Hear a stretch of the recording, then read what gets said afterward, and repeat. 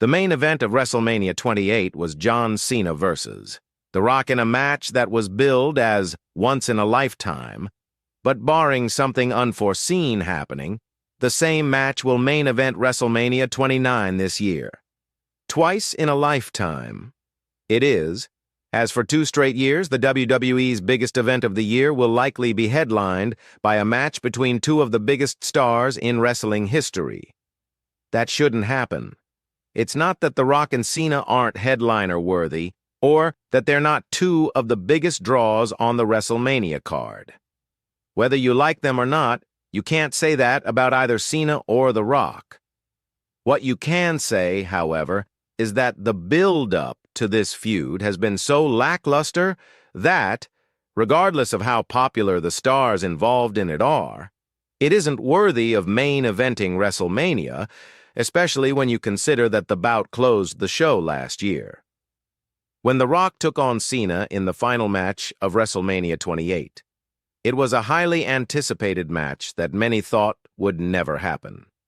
The build-up to it started a year earlier at WrestleMania 27, and by the time WrestleMania 28 rolled around, there was all sorts of buzz surrounding the match. Buzz because it was The Rock's first singles match in 8 years, and buzz because it was an intense feud between 2 major stars from 2 different eras. But this year on the road to WrestleMania 29, that buzz is nowhere to be found. A big reason why is because the way things have played out has simply been far too predictable. From the moment that Cena lost to The Rock at last year's WrestleMania, it became all too obvious what would happen to get to WrestleMania 29.